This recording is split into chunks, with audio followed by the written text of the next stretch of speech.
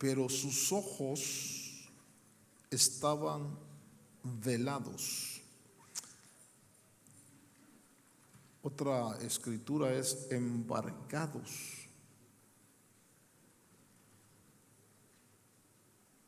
Otra traducción es que algo les impedía darse cuenta. Ojos que no podían reconocer,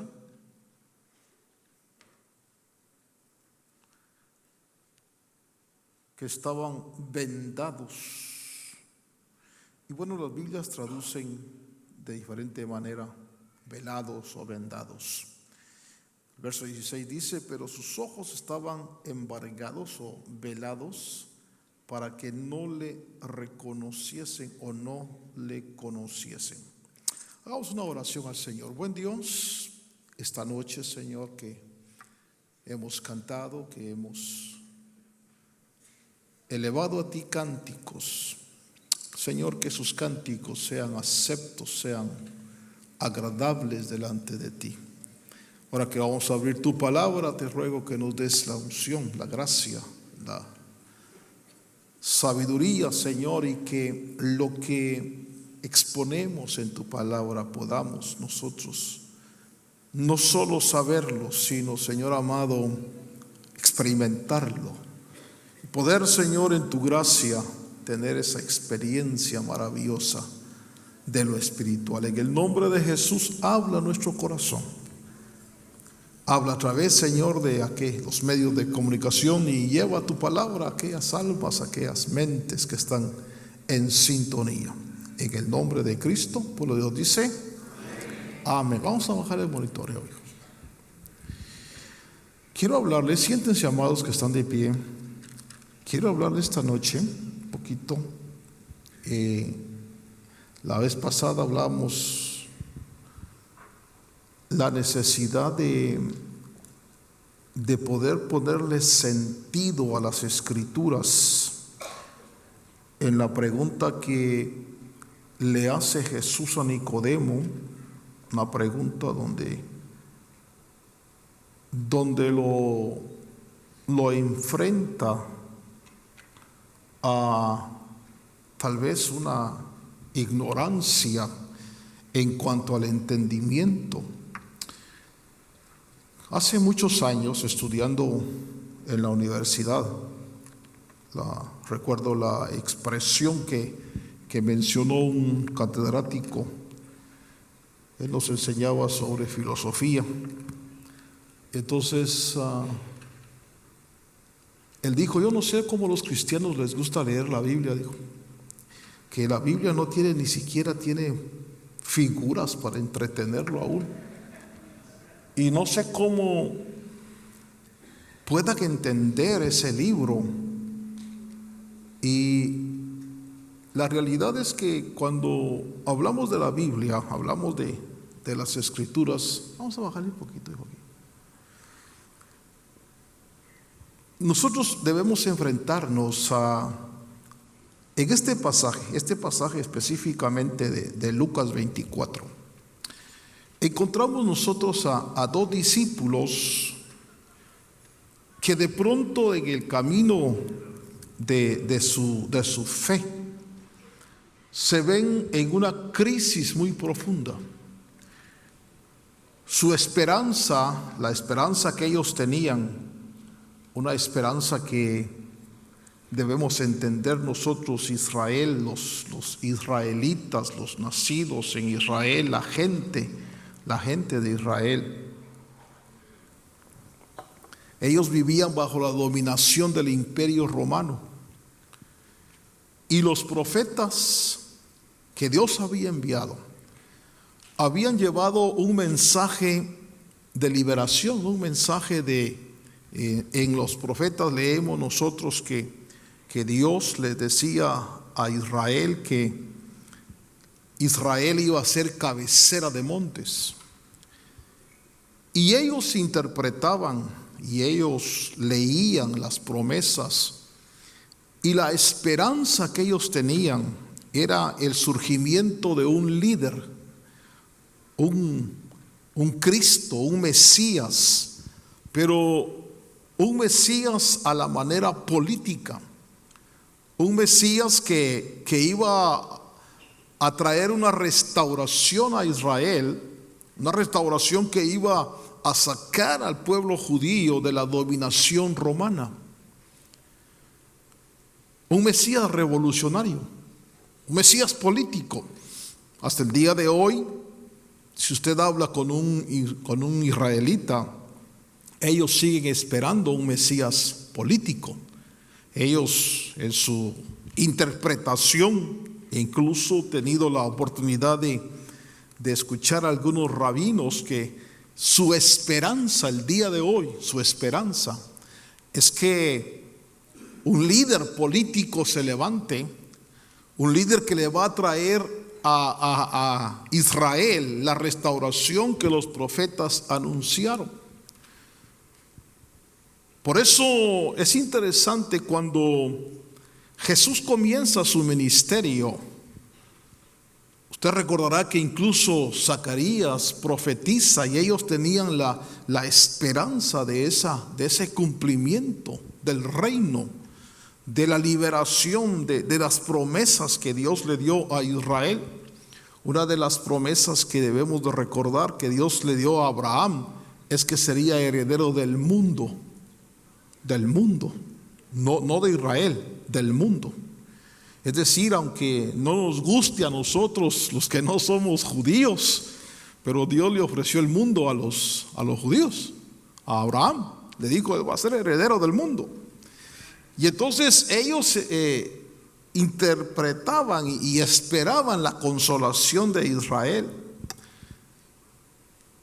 esperando un líder político, un revolucionario, un guerrero. Hace unos meses atrás escuchaba a un rabino y él decía, los cristianos dicen que Jesús es el Mesías, el Cristo. Usted sí cree que Jesús es el Mesías, ¿verdad? Pero él decía, no puede ser, no es él, porque no se cumplió lo que los profetas dijeron. No se cumplió que unificó a Israel, no hizo que volviera Israel a Dios, a Yeshua, a Jehová. No hizo, a Yahweh dicen ellos, no se cumplió. Y entonces ellos siguen hasta el día de hoy esperando un líder político, un líder que va a traer una restauración. Y por eso en el ambiente cristiano sabemos que el líder que les van a dar es el anticristo, porque es lo que ellos están esperando, un líder político. Nuestra fe no espera un líder político, nuestra fe espera un advenimiento del cielo, una figura que vendrá del cielo. Jesús lo dijo, así como el relámpago sale del occidente al oriente o del oriente al occidente, así será la venida del Señor. Pero quiero llevarle a que en este pasaje aparecen dos personajes que de pronto, hermano, fijaron su esperanza, fijaron sus ilusiones.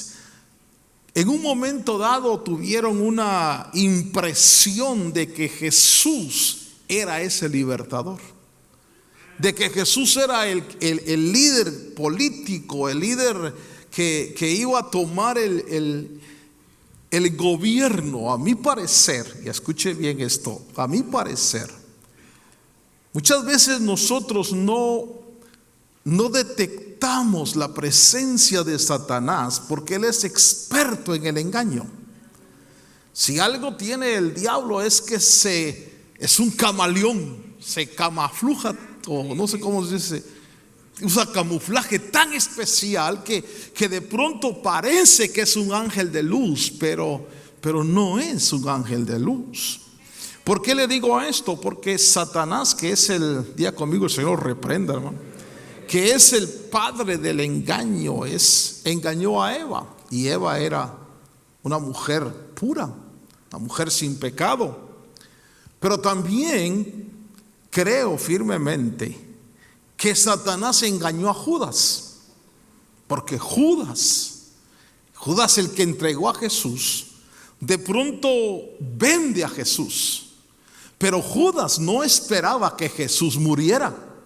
Por eso dice que cuando vio que era entregado a la muerte, Judas se fue y se ahorcó. Sintió el golpe, dijo, no era eso lo que yo quería. Y entonces lo que Judas quería, lo que le entró en su mente, lo que vino a sus pensamientos fue: empújalo a que utilice su poder para cumplir lo que los profetas dijeron. Judas había sido testigo. Fíjese que cuando usted lee el ministerio de Jesús en Jerusalén, dice: nunca se habían visto esas maravillas en Israel. Nunca se había oído de alguien que le abriera los ojos a un ciego de nacimiento. Nunca se había oído de alguien que hiciera las señales que Jesús hacía. Y entonces la manifestación del poder de Jesús era tan fantástica que usted recordará cuando le dio de comer a los 5,000, lo querían hacer rey. Lo quisieron agarrar y decir: nosotros necesitamos un rey que nos dé de comer gratis, sin trabajar, que nos dé abundancia, porque acuérdense, cuando Jesús hace el milagro, Jesús dice: denle lo que quieran hasta que se sacien. Y aquella gente comió, se sació. Y entonces de pronto hay un personaje en Israel que da de comer sin trabajar y que da abundantemente. Y entonces empieza a surgir el pensamiento: hagámoslo rey. Porque si Él nos da de comer gratis, pues ¿quién no quiere comer sin trabajar? Pues, ¿verdad? Es decir, eso solo en el huerto del Edén, ¿verdad? Que comían sin trabajar. Dios estableció ya que nosotros tenemos que trabajar para comer, pero aparece Jesús y da comida gratis y peces gratis y abundancia y hasta sobra, y entonces quieren hacerlo rey. Y Jesús sabe que ese pensamiento, que esa intención no es la voluntad de Dios, y se escabulle. Y Jesús le dice: no trabajen por el pan que perece, trabajen por lo espiritual, esfuércense por el pan que Dios les va a dar. Y entonces, pero lo que quiero enfocar yo es que ellos habían interpretado por la palabra del Señor, y toda su esperanza era un líder que los liberara de las cargas de Roma. Era alguien que les diera, hermano, la prosperidad tal vez salomónica, la riqueza que experimentó tal vez en tiempo de Salomón, que les devolviera todo lo que Roma les había quitado. Y de pronto Judas empieza a ver que Jesús tiene ese poder. Y entonces le viene un pensamiento, por supuesto no me pide el verso porque no está en la Biblia el verso, pero le viene un pensamiento: empújalo. Satanás es experto para camuflajearse, hermano, y de pronto fíjese que si algo tiene el enemigo es que es provocador. Diga conmigo: provocador. A Jesús lo llevó al pináculo del templo y ¿qué le dijo? Lánzate. No lo lanzó, le dijo: lánzate.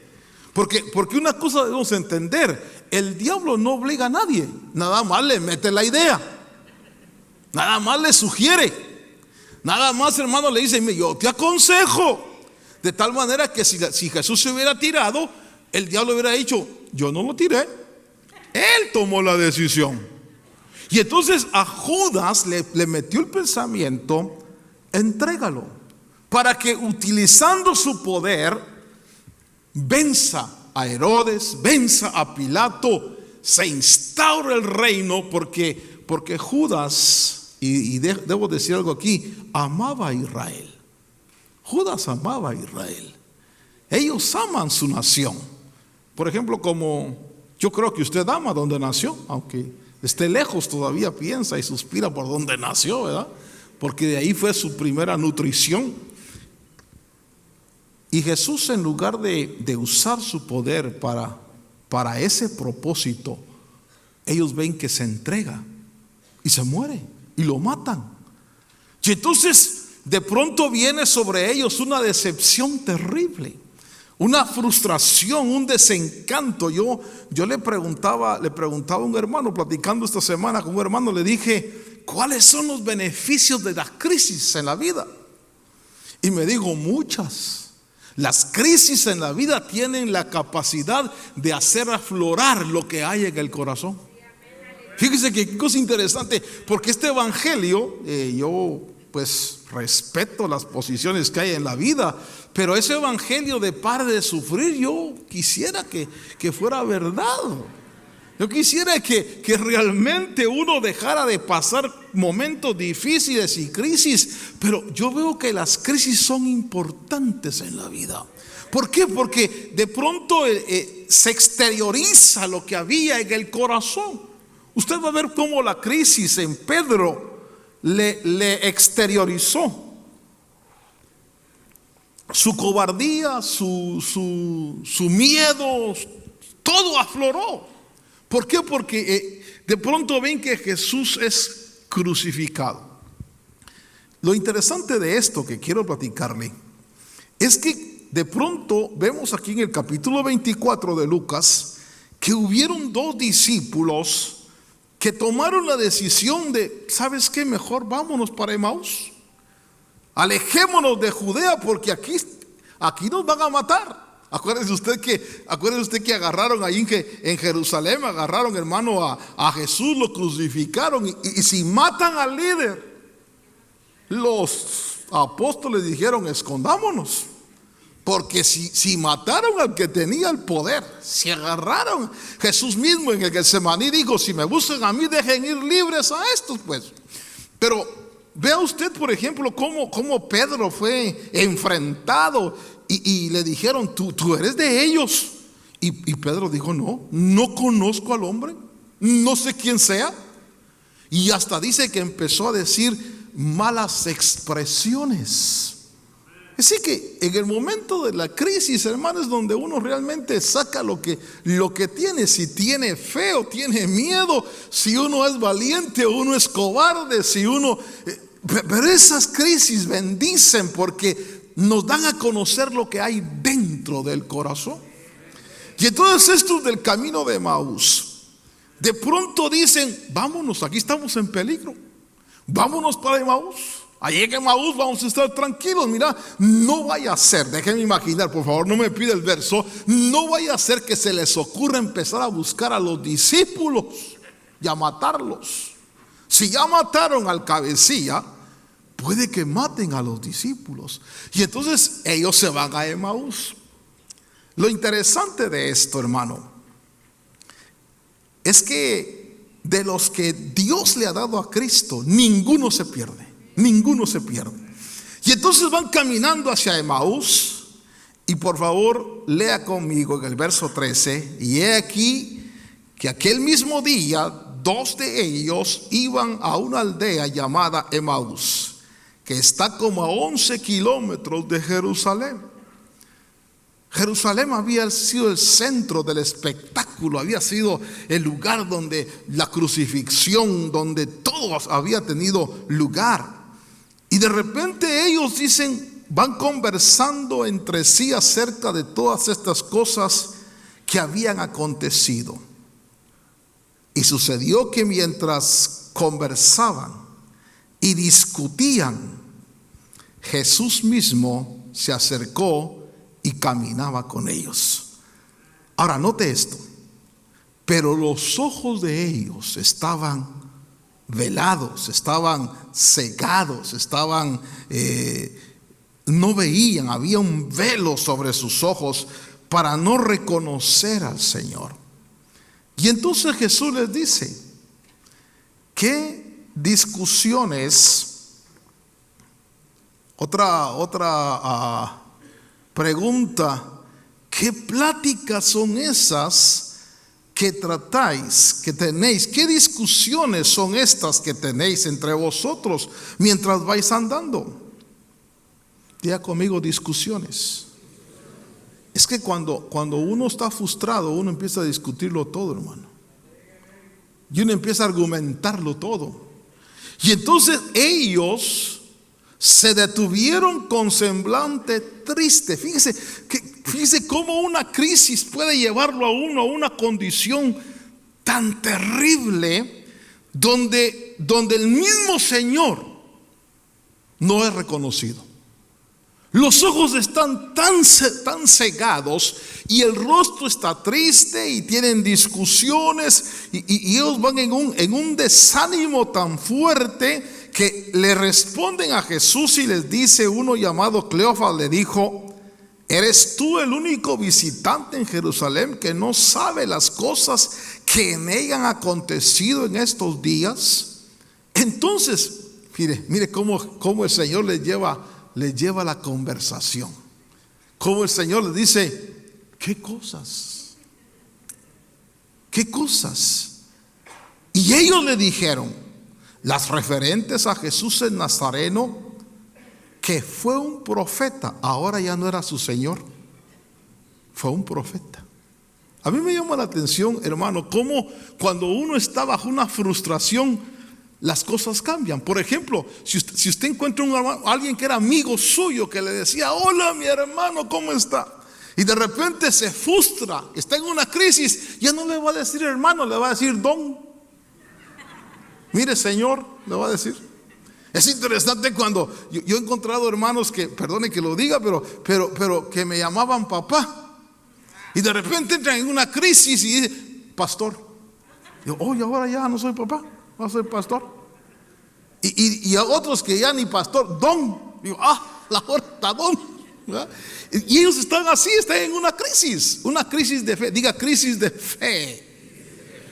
Pero Jesús, hermano, se les aparece. Y aquí quiero llevarle al punto que me llamó la atención. Y entonces les dice: ¿de qué están discutiendo? Y ellos le dicen de lo que pasó con el profeta Jesús, poderoso en obras y en palabras delante de Dios y de todo el pueblo, y cómo los principales sacerdotes y nuestros gobernantes le entregaron a sentencia de muerte y le crucificaron. Verso 21. Mire, la esperanza fallida, pero nosotros esperábamos. Mire, a veces en este camino Dios no te va a conceder lo que tú esperas, sino lo que Él ha dicho. Porque a veces esperamos una cosa y sucede otra. En este camino no es lo que yo espero, es lo que Dios ha dicho. No es lo que yo pueda en un momento dado decir: esto es lo que yo espero, sino lo que Dios ha dicho. Porque quiero llevarle a un punto que para mí es fantástico. Dios está trabajando por un plan predeterminado. Escuche bien esto. Él no está improvisando. ¿Usted cree en un Dios que improvisa? No. ¿Cuántos no creen en un Dios que improvisa? Yo no creo en un Dios que improvisa. ¿Sí me estoy dando a entender esta noche? ¿Usted cree en un Dios que se equivoca? ¿Cuántos dicen Dios no se equivoca? ¿Usted cree en un Dios que está tratando de hacer las cosas o ya tiene planificado todo? Entonces, cuando llega la crisis, usted debe recordar que Dios no está improvisando. Es decir, Dios te llamó, Dios te escogió. Y de repente en el camino, vamos a pensar, vamos a poner un ejemplo. De repente en el camino hay una crisis en el hogar. Y hay una crisis tan fuerte que tú ves que tu hijo se va. Y tal vez el hijo se va a tomar un mal camino. Y de repente la turbación, no, pero si la Biblia dice: cree en el Señor Jesucristo y serás salvo tú y toda tu casa. Y ahora veo que mi hijo se va. Y de repente, no me diga que no hay un momento de turbación y de crisis. ¿Por qué está pasando esto? ¿O por qué está sucediendo esta enfermedad? Debemos entender nosotros que Dios no se equivoca. Dios no está improvisando. Eso quiere decir que Dios ya sabía todos los pasos que debíamos de pasar o que debía de pasar en tu vida, y lo que Él está haciendo es trabajando tu confianza y tu fe en su palabra. De tal manera que si de pronto yo entro en una crisis de enfermedad, pero mejor lo voy a usar bíblicamente. Jesús le dijo a Pedro, Pedro le dijo: cuando seas viejo, otro te va a ceñir. Y de repente usted ve que a Pedro lo agarran para matarlo. Está en una crisis. Le dijeron: mañana te matan, mano. Mañana Herodes te va a matar. Y entonces Pedro está prisionero, Pedro está en la cárcel. Pero él tenía dos opciones: mirar la realidad que estaba viviendo o creer a lo que Jesús le había dicho. Creer que Jesús no le había mentido. Creer que lo que Dios había dicho, en este caso el Señor, era verdadero. Por ejemplo, Dios tal vez te dijo en un momento: te voy a prosperar, y te corren del trabajo. Y entonces lo primero que uno dice: esa profecía mentirosa que me dijeron que me iba a prosperar. No, puede ser que no es una profecía mentirosa. Puede ser Dios diciendo, pero Dios está en un momento dado llevándote a una crisis de fe para sacar de ti lo valioso de creer a su palabra. Y entonces Pedro, usted lea en el libro de los Hechos, ante esa crisis, él sabe que lo van a matar. Él sabe que Herodes no está jugando. Si mató a Jesús, él sabe que lo va a destruir. Pero Pedro se acordaba: cuando seas viejo.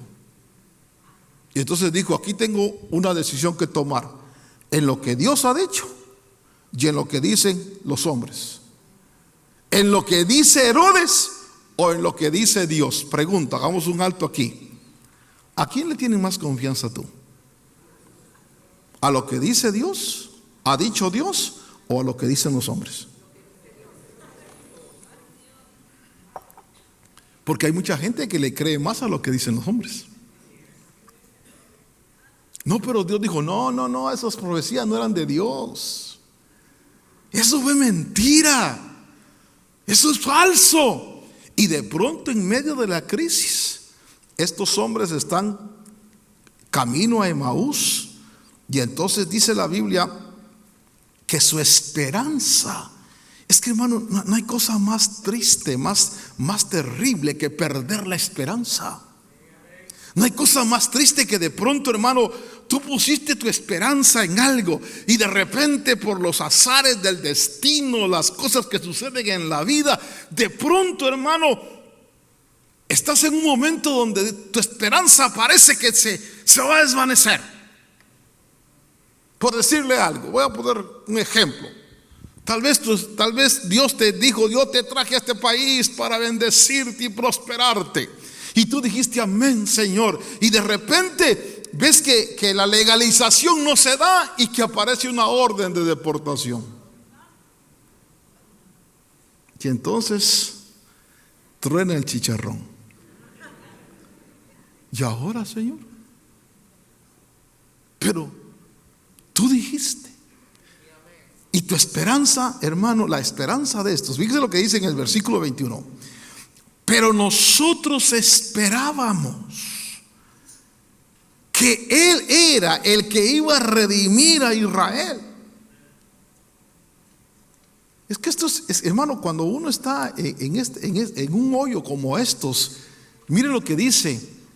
Además de esto dice: este es el tercer día desde que estas cosas acontecieron. Y en el verso 22 es tremendo. Y algunas mujeres, hermano, ¿por qué Dios usa a las mujeres? ¿Sabe usted quién fue el primer comisionado enviado con el mensaje de la resurrección? Una mujer. ¿Por qué Dios usa a las mujeres? ¿Porque son sensibles? ¿Porque son creyentes? No, sí, las mujeres son creyentes, hermano. La mujer le pregunta a uno: ¿me amas? Sí. Ah, gracias. ¿Creen? La mujer le dice: ya no me ha dicho que te amo. Sí, te amo, hombre, te amo. Ah, contentas. Las mujeres tienen esa capacidad fantástica de la sensibilidad, de no ser complicadas. Y de repente dicen: algunas mujeres de entre nosotros nos asombraron. Pues cuando fueron de madrugada al sepulcro, dice, Versículo 24. Y al no hallar su cuerpo, vinieron diciendo que también habían visto una aparición de ángeles que decía que él vivía.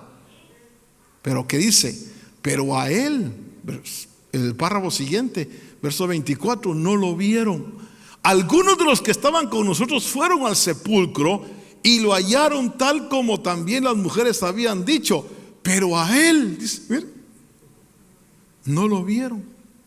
O sea que los hombres llegaron y ¿por qué le creemos más a los hombres que a las mujeres?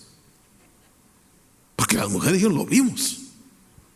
María Magdalena lo tocó.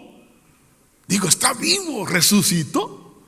No, las mujeres no. A veces, no sé si así a ti te pasa que tu esposa dice, fíjate que tuve un sueño. Y, ay, mujer, esos son los frijoles de anoche, ¿verdad? Estaban en tal decadencia, en esperanza, que dice, nosotros esperábamos. Y unas mujeres dicen que vive, pero llegó Pedro y Juan y no lo vieron. Y al no hallar su cuerpo vinieron diciendo que también, dice, habían visto aparición de ángeles que decían que él vivía. Versículo 24, algunos de los que estaban con nosotros fueron al sepulcro y lo hallaron tal como también las mujeres habían dicho, pero a él no lo vieron. Y entonces vamos al verso 25, que es el punto que quiero dejar a usted en su corazón. Jesús les dijo en el 25, insensatos. ¿Qué es una persona insensata? Falta de seso. Ininteligentes. Así traduce el texto. Ininteligentes. O sea que yo le puse a esta pequeña reflexión de esta noche los ininteligentes, por no llamar los brutos, ¿verdad? Los ininteligentes, que suena como más suave. Es decir, no tienes inteligencia. ¿Quién es considerado un insensato por Dios? Alguien que no entendió las escrituras. Alguien que no tuvo la capacidad de conocer cómo es Dios, cómo actúa Dios. Por eso, qué fantástico cuando dice la Biblia, no se gloríe el sabio en su sabiduría, ni el rico en su riqueza, ni el poderoso en su fuerza, sino en conocerme y en entenderme. Cuando uno entiende cómo opera Dios, cuando uno entiende algo, uno, hermano, no va a perder la esperanza. Cuando usted, por ejemplo, ve que Dios, por decirle algo, tal vez usted ha estado esperando que Dios le dé familia, y de pronto, hermano, llega la edad avanzada, llega la edad de la pérdida de la menstruación y de la potencia física, ya dice, entonces no, Dios no quiere. No, párele, entienda a Dios. Usted debe saber que en la palabra del Señor, Dios tiene por costumbre contestar cuando uno ya está viejo. Y eso lo pruebo. Abraham, de pronto llega con Abraham y le dice, mira, de aquí a un año. Y Abraham dice, pero Señor, yo ya estoy pasadito de años, y Sarita ya está también viejita. Zacarías y Elizabeth. Entonces, cuando uno conoce a Dios, uno nunca pierde la esperanza. Al contrario, yo sé que aunque me mate, dice el texto, en Él esperaré. Hermano, mire por ejemplo la convicción de los tres jóvenes que dijeron, nos pueden meter al horno de fuego, claro, pero no nos vamos a postrar, porque ellos llegaron a un punto donde estaban en el peligro de la vida, pero ellos sabían, no perdieron la esperanza de que Dios pusiera su mano ahí. O por ejemplo Daniel, hermano, lo meten al foso de los leones. Yo me pregunto, hermano, porque una de las historias que estaba leyendo de Juan, el que escribió Apocalipsis, es que parece que el emperador, no sé si fue Tertuliano o alguno de esos locos ahí, lo agarró y dice la historia ahí, que lo metió en una olla de aceite hirviendo. Hermano, que lo metan a uno en una olla de aceite hirviendo, lo quieren hacer a uno pollo loco de plano, ¿va? Y dice la historia que salió del aceite sin un daño. Y por eso lo mandó a Patmos. Hermano, yo quiero preguntarme, no a usted, preguntarme, ¿cómo reaccionaría yo ante el foso de los leones? ¿Cómo reaccionaría yo ante el horno caliente? ¿Cómo reaccionaría yo ante la olla hirviendo? ¿Tendría la esperanza de que Dios haría algo ahí? Pregúntele a que está a su lado, ¿cómo está tu esperanza? No, dice yo, es que yo le estaba preguntando al Señor, le digo, Señor, si nosotros perdemos la esperanza, ¿nos vas a catalogar como ininteligentes? Que ya le digo que ser ininteligente es ser casi bruto uno, ¿verdad? Yo no quiero que Dios me diga, porque hay otra versión que dice que les dijo locos y tardos de corazón. Pero oiga esto, aquí voy al punto. Dice que les dijo, verso 25, oh insensatos y tardos de corazón, aquí voy al punto, para creer todo lo que los profetas han dicho. Diga conmigo, profetas. Entonces, de pronto, los profetas están en todo el Antiguo Testamento. Lo que dijo Isaías, lo que dijo Jeremías, lo que dijo Amós, lo que dijo Abdías, lo que dijo Joel. Yo quiero hacer una pregunta y con esta pregunta vamos a ir al centro de mi pensamiento. ¿Ya entendimos lo que los profetas dijeron? A ver, pregúntele a la que está a su lado, ¿tú has leído los profetas? ¿Has tenido tiempo has tomado tiempo para averiguar qué dijo Isaías? ¿Qué dijo Habacuc? ¿Qué dijo Sofonías?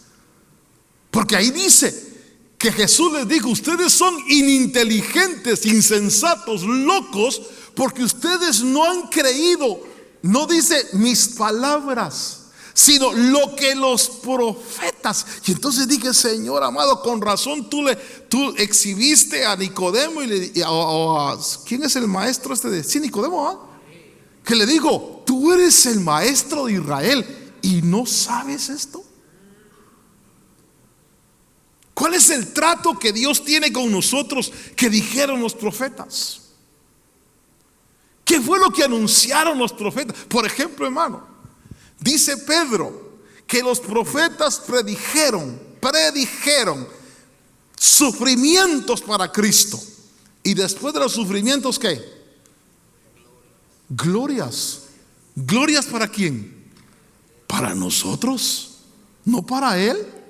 Las glorias iban a ser posteriores, pero muchas veces nosotros, hermanos, nos olvidamos que estamos en un momento donde podemos decirle, Señor, tú predijiste glorias y yo voy a vivir glorias en tu presencia y voy a vivir eso que está en los profetas porque lo dijiste en los profetas. Porque si yo no creo lo que los profetas dijeron, voy a ser catalogado por el Señor como insensato, tardo de corazón, como una persona ininteligente. Y me puedo perder por incrédulo, aunque la misericordia de Dios es grande. Porque fíjese aquí que dice, entonces Jesús les dijo, insensatos y tardos de corazón para creer todo lo que los profetas han dicho. ¿No era necesario que el Cristo padeciera todas estas cosas y entrara en su gloria? Verso 27.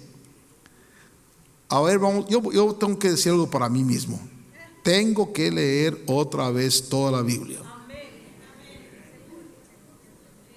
Porque a veces yo me recuerdo, hermano, a mí me gusta mucho rayar las Biblias. Me fascina ponerle ahí, rayar. Y mi primera Biblia yo la tenía tan rayada, hermano, que todavía me recuerdo que Romanos 16:20, donde dice, y el Dios de paz aplastará en breve a Satanás, lo tenía de color anaranjado. Y ya sabía que anaranjado era del diablo. Y todo lo anaranjado ya es para darle al diablo. Entonces cometí un error que a veces veía mi Biblia, este lo leí, este lo leí, este lo leí, este lo leí. Y yo amaba esa Biblia, porque con esa Biblia yo lloré, con esa Biblia yo recibí el bautismo del Espíritu Santo, con esa Biblia yo tuve experiencias con Dios. Entonces uno ama su Biblia. Yo no sé si usted amó su Biblia primera, pero aparte de que también allá comprar una Biblia no era tan fácil como aquí en Estados Unidos, ¿va? Era mi Biblia, hermano. Y era diácono de la iglesia, y una iglesia grandísima. Y de repente un día me dijeron, cantaba un poco ahí, me dieron la guitarra y puse mi Biblia en la banca, así, hermano, en un retiro espiritual. Y cuando terminé de tocar la guitarra, alguien se llevó mi Biblia. Porque de todo hay en la obra del Señor, ¿verdad? Alguien se la llevó. Entonces corrí al púlpito y dije, hermano, por favor anuncien que el hermano diácono perdió su Biblia. Si alguien la ha tomado, que por favor la devuelva. Hermano, nadie se la llevaron. Yo lloré, Señor, mi Biblia. ¿Por qué, Señor? Yo luego entendí por qué. Porque ya no la leía, ya no la estudiaba. Ya la tenía tan rayada que decía, este lo leí, este lo leí. Pregunto, ¿tú cómo tienes tu Biblia? Yo te aconsejo, cómprate una nueva versión. Y vuelve a leer. ¿Por qué razón? Porque los profetas hablaron muchas cosas que nosotros debemos entender y comprender que deben pasar, que deben suceder. Y entonces Jesús, voy al punto, comenzando desde Moisés y continuando con todos los profetas. ¿Qué tal si nos hacemos un examen aquí? Perdonen que sea tan infantil en esto. Pregúntele a que está a su lado, a ver, dime los nombres de todos los profetas.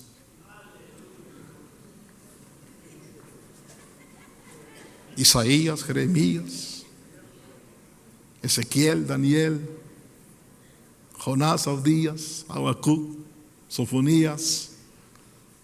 ¿Quién más? Nahum. Hermano, ¿qué dijo Nahum? ¿Qué dijo Oseas? ¿Qué profetizó Zacarías? Y entonces Jesús les dice, ustedes debieran de entender. Déjenme decirle algo, hermano. Les comenzó desde Moisés, continuó con todos los profetas, les explicó lo referente a él en todas las escrituras. Paremos un momento aquí. No es solo leer las escrituras. No es solo decir, bueno, voy a leer, porque ya le dije la otra vez que hay quienes recomiendan la lectura de la Biblia para curar el insomnio. Ay, no puedo dormir. Lea la Biblia, le dijo la hermana a la otra, porque en el primer capítulo usted ya está roncando, le dijo. La Biblia la duerme así. Jesús, hermano, nos enseña algo aquí que yo quiero que le pidamos al Señor hoy. Y que le digamos, Señor, yo no solo quiero leer. Mire lo que dice, Jesús les comenzó a hablar. De repente, usted sabe, llegan a la posada, Jesús hace como que se va.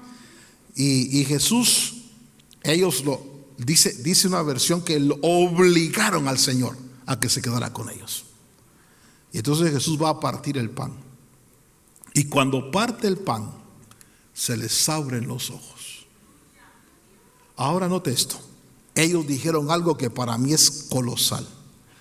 Dice que ellos dijeron, y se dijeron, verso 32, el uno al otro: no ardía nuestro corazón dentro de nosotros mientras nos hablaba en el camino.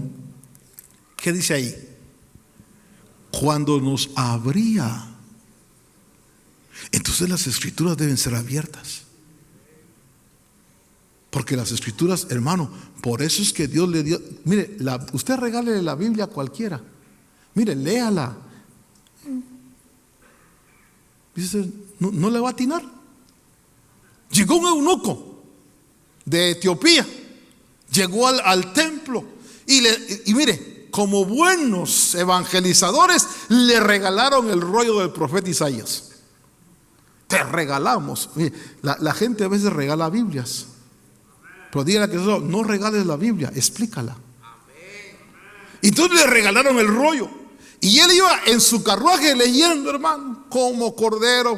Y entonces el Espíritu le dijo a Felipe: mira, este pobre no le va a atinar, júntate a él. Y Felipe le dice: ¿entiendes lo que lees? ¿Y qué le dijo el eunuco? ¿Cómo voy a entender si nadie de llamada final me explica?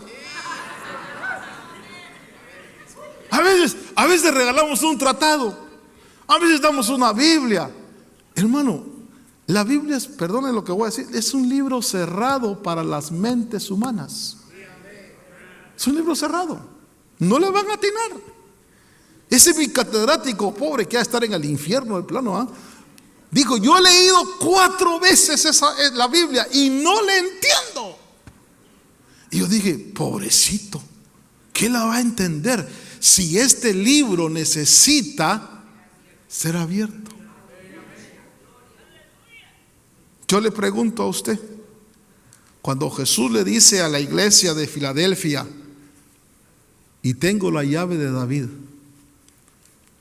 ¿cuál es la llave de David? Porque ¿para qué sirve una llave? ¿Para abrir o para cerrar?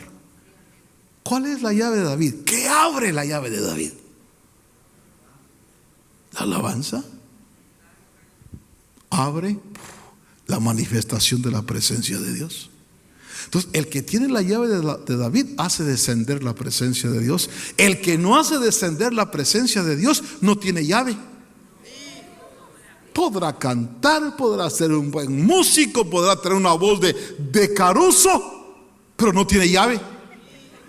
Usted puede tener una voz así de esas para vender tamales, fea, hermano, pero cuando canta como tiene la llave de la alabanza y canta de corazón, desciende la presencia de Dios. Entonces las escrituras necesitan una llave. Ahí dice que cuando les estaba abriendo las escrituras, ¿qué efecto produce la escritura abierta? Arde el corazón. Mire, yo voy a atrever a hacer una pregunta. Cuando tú oyes la palabra, ¿te arde el corazón o no? ¿Te ha ardido el corazón? Así como que sí, es que se siente rico o no, o te duermo. Porque a mí me dijo una mi oveja en la primera iglesia que yo pastoreé, segunda iglesia, me dijo: me fascina oírlo predicar, hermano Otto. Así mi madre le dije: ¿por qué? Ay, porque duermo tan a gusto cuando usted predica. Pero tenía 90 años. Yo le dije: sí, mi madre, siga durmiendo, no hay problema. Y es más, cuando yo veía que estaba dormida la viejita, decía: no me la vayan a despertar. Porque Dios decía amén y se despertaba. ¿Y usted? Como que le arrullaba la palabra, pero con 90 años. Pero usted no tiene 90 años, usted tendrá unos 85. Menos. Entonces dice la Biblia, vaya conmigo, vea ese verso, dice: no ardía nuestro corazón, se dijeron uno a otro, no ardía nuestro corazón dentro de nosotros mientras nos hablaba en el camino, cuando nos abría. Mire, esa llave es la que el Señor le da a los maestros. El que recibe un ministerio magisterial, Dios le dice: te voy a dar la llave para abrir mi palabra. Entonces el que recibe esa llave, hermano, ve cosas en la Biblia que uno dice: ah, caray, ahí estaba, ¿verdad? Pero es que con la llave, cada vez que se pone la llave, es fácil, se abre, uno ve. Pero sin llave. Entonces yo quisiera que usted le dijera al Señor: Señor, dame una llave, dame esa llave, para entender lo que los profetas dijeron, para comprender las escrituras. Ahora, fíjese bien, y con esto voy a cerrar. Dice ahí que mientras ellos estaban ahí, dice, se decían uno al otro: ¿No ardía nuestro corazón mientras nos abría las Escrituras? Déjeme llevarle al último punto que quiero marcar con usted. Y entonces dice, versículo 44, y les dijo, esto es cuando se presentó vivo otra vez con ellos, que ellos regresaron a Jerusalén y contaron su experiencia. Y entonces cuando estaban contando su experiencia con los demás discípulos, apóstoles, se aparece Jesús. Y ellos creen que es un espíritu. Y Jesús le dice, no, tóquenme, denme de comer, a ver qué tienen de comer. Y le dio un pez y pescado y miel, y Jesús comió. Y entonces les dice, en el verso 44, les dijo, esto es lo que yo os decía cuando todavía estaba con vosotros, que era necesario que se cumpliera todo lo que sobre mí está escrito en la ley, en los profetas y en los salmos. ¿Dónde está toda la revelación de lo que a Jesús le va a pasar? En la ley, en los profetas y en los salmos. Versículo 45. Y aquí terminamos. Entonces usó otra llave. ¿Cuál llave? La llave de tu mente. ¿Sabes que necesitamos nosotros que nos abra la mente? Hace muchos años, estaba tocando el bajo en la iglesia. Y de pronto, en medio de la adoración, cayeron carbones encendidos, pero carbón aquí. Y llegaron hasta acá nada más, solo esto, aquí. Y se fueron. Y entonces yo le dije, Señor, ¿por qué no en todo? ¿Por qué no una purificación en todo? ¿Por qué solo la cabeza? Y a partir de ese momento, me recuerdo que mi pastor me dijo a mí, mi pastor que ya está en la presencia de Dios, un hombre que Dios lo usó tremendamente, me dijo, te voy a decir algo, me dijo, y sabe Dios que lo que estoy diciendo no es mentira, es verdad. A pocos hombres yo he visto que Dios les abre la Biblia como te la abre a ti. Y entonces yo entendí que Dios había usado la llave y mi mente la había abierto para entender las Escrituras. ¿Por qué no le decimos, Señor, dame esa llave? 2 llaves quiero, Señor, donde yo pueda abrir tu palabra y donde mi mente esté abierta para entender, para no caer yo como los de Emaús en ser considerado un cristiano ininteligente. ¿Quién es el ininteligente? El que en lugar de esperar, de creer, en lugar de permanecer en la fe, se va a Emaús, que Emaús es aguas tibias. Y se van, hermano, desesperanzados, y se van a Emaús, hermano, platicando, discutiendo, mire, cualquier parecido es puro parecido. ¿Usted no ha visto que hay personas que se van a veces de las iglesias discutiendo y nada? A mí tristemente, hermano, me dijo uno de los hermanos de la alabanza, que me dio mucha tristeza, porque yo lo vi en una visión que Dios me dio, lo que Dios tenía para él. Y de repente, hermano, una crisis en su vida terrible, y se va diciendo, no, eso es mentira, todo lo que nos enseñaron. No va a pasar nada. Y dije, Señor, ininteligente. Pregunto, ¿seré yo un insensato delante de Dios? ¿O seré yo una persona inteligente? Porque a ellos les dijo ininteligentes. ¿Por qué? Porque no entendieron, no comprendían. Dios aquí me muestra a mí 2 cosas. Este libro necesita ser abierto. Y quiero que usted le diga, Señor, ábreme tu palabra para entender. Pero también quiero que le diga, Señor, esto que está aquí, ábreme. Fíjese que la versión de las Américas dice ahí les abrió la mente para que comprendieran. ¿Sabe cómo dice la versión 60? No dice que les abrió la mente. Dice, la versión 60, dice, les abrió el sentido. Les abrió el sentido. Entonces les abrió el sentido, el entendimiento. Tu mente y mi mente necesitan el toque del Señor. Termino con esto. Pablo dijo, y aquí cerramos y nos vamos a dormir con este frío sabroso, ¿verdad? Pablo dijo, fíjese usted, vea conmigo Efesios capítulo 1, versículo 17. Pablo oraba y decía en capítulo 1, verso 17, él pedía que Dios, el Dios del Señor nuestro Jesucristo, el Padre de gloria, os dé espíritu de sabiduría y de revelación para su conocimiento. Entonces, la llave que abre la mente, ¿cuál es? El espíritu de sabiduría y de revelación. Entonces nosotros tenemos que orar, Señor, danos espíritu de sabiduría y de revelación. Que eso sea una oración constante para que nuestra mente pueda comprender las escrituras.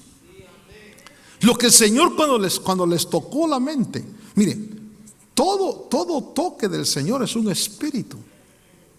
Por eso hasta los dones, dice, vosotros que anheláis espíritus, dones espirituales. Alguien tiene, por ejemplo, sanidad, es un espíritu de sanidad. Alguien tiene profecía, es un espíritu de profecía. Alguien tiene visiones, es un espíritu visionario. Pero este espíritu que dice Pablo ahí, dice, os dé espíritu de sabiduría y de revelación. Ese espíritu de sabiduría y de revelación es el que te abre la mente. Y Pablo lo pedía. Entonces, cuando yo estaba leyendo esto, dije, Señor, dame esas dos llaves. ¿Cuánto le decimos esta noche, Señor? Dame esas dos llaves. Para que tu palabra esté abierta. Para que yo pueda comprenderla y entenderla. Y abre mi mente para poder comprender. Porque termino diciendo, Jesús le dijo a Nicodemo, tú eres el maestro y no entiendes.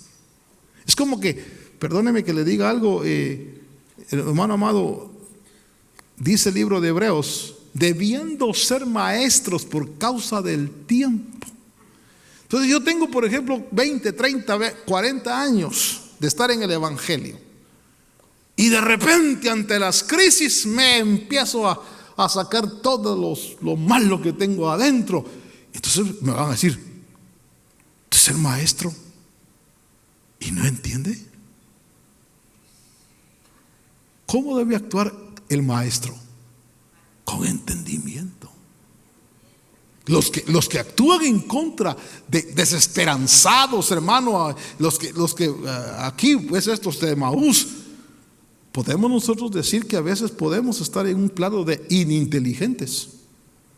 Y ahí estuvimos, hermano, en la iglesia y escuchamos y atendimos, pero nunca le pedimos a Dios, Señor, dame la llave.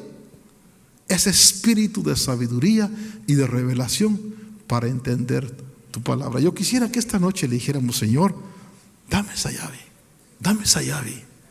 Que mi mente, Señor, pueda captar. Que mi mente pueda, Señor, entender. Que mi mente, Señor, tenga esa facultad de poder comprender lo que los profetas anunciaron. ¿Quiere usted decirle conmigo al Señor? Necesitamos ese espíritu, Señor, de sabiduría y de revelación. Porque no sea que estemos nosotros desesperanzados cuando Dios dice, hay esperanza, pero no has entendido y no has comprendido. ¿Quiere usted levantar a hacer oración conmigo? Padre Dios, Señor, así como a esos discípulos tuyos del camino de Emaús, tú les abriste las escrituras, ábrelas para nosotros, Señor. Así como les tocaste el sentido para que ellos comprendieran a los profetas, toca nuestra mente, Señor. Que cada uno de los que estamos aquí, Señor, esta noche anhelemos y deseemos con todo nuestro corazón comprender, Señor, para que nuestra esperanza se fortalezca, para que nuestra confianza en ti, Señor, crezca, para que no haya en nosotros, Señor, el deseo de ir a la tibieza de Emaús, y para que en tu gracia tú no nos consideres insensatos o de corazón duro. Esta noche, Señor, a la luz de esta verdad maravillosa, danos esas llaves, Señor, en el nombre poderoso de tu Hijo amado. Toca nuestra mente para entender, Señor, para entender tu palabra, para entender los profetas, Señor, para poder asimilar tus verdades y así, Señor, tener esperanza firme. Esta noche, Dios del cielo, nos presentamos en oración delante de ti, para que en tu gracia, Señor, toques nuestra mente, para que podamos comprender, Señor, tu palabra, lo que dijeron los profetas, lo que nos corresponde a nosotros, Señor, en tu gracia, y poder afianzar, Señor, nuestra esperanza y nuestra fe, Señor, en ti.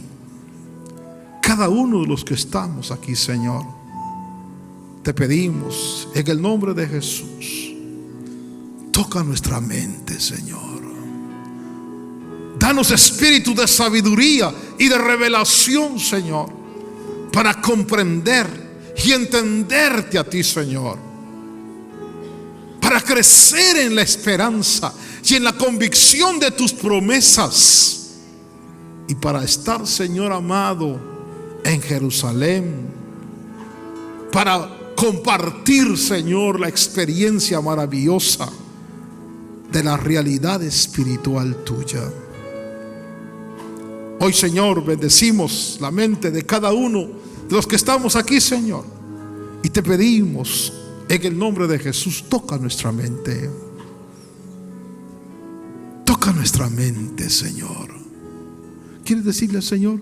Toca mi mente, mi corazón, llena mi vida de tu amor, muévete en mí, Dios Espíritu, muévete en mí. Como una oración, toca mi mente, toca mi mente, mi corazón, llena mi vida de tu amor, muévete en mí, Dios Espíritu, muévete en mí. Sabe que hay mucha gente que necesita que usted les abra las escrituras, que han leído la Biblia, que incluso la han oído predicar, pero no la han entendido. Y solo aquellos que tienen la mente tocada por el Espíritu de Dios pueden abrir esas escrituras. Esta noche dígale conmigo: Señor, que yo pueda ser como un Felipe, que pueda explicar tu palabra, Señor, a aquellos que tú estás alcanzando y vas a alcanzar, Señor. Que pueda ser un portador de luz y no de dudas, un portador de esperanza y no de desesperanza, un portador de fe y no de incredulidad. Toca mi mente, mi corazón, llena mi vida de tu amor, Muévete en mí, Dios Espíritu, muévete en mí. Toca mi mente, mi corazón, llena mi vida de tu amor. Muévete en mí, Dios Espíritu, muévete en mí. El Espíritu de Dios está en este lugar. Vamos a confesarlo con fe. El Espíritu de Dios se mueve en este lugar. Está aquí para consolar. Está aquí para liberar.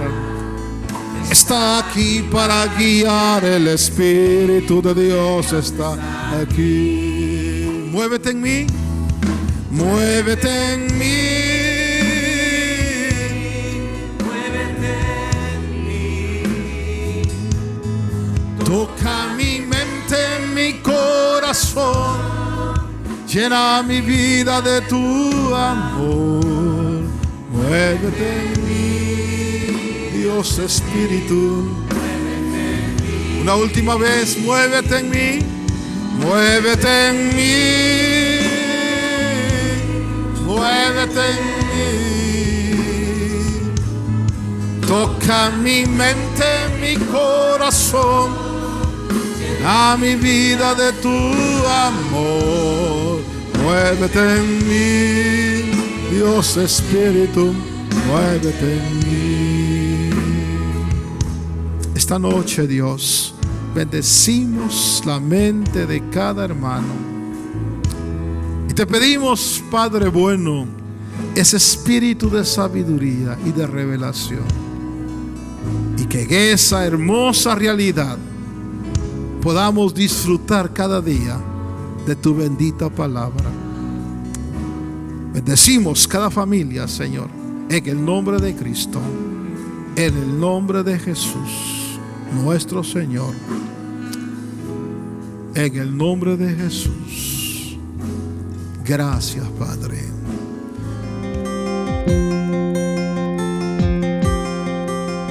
Agradecemos su amable sintonía. Si desea más información, puede hacerlo escribiendo a la dirección que aparece en pantalla o visítenos vía internet a llamadafinal.com. De parte de los ministerios Llamada Final y nuestro apóstol Otto René Azurdia, deseamos que su vida sea llena de bendiciones. Y recuerde que estamos predicando el Evangelio con una llamada final.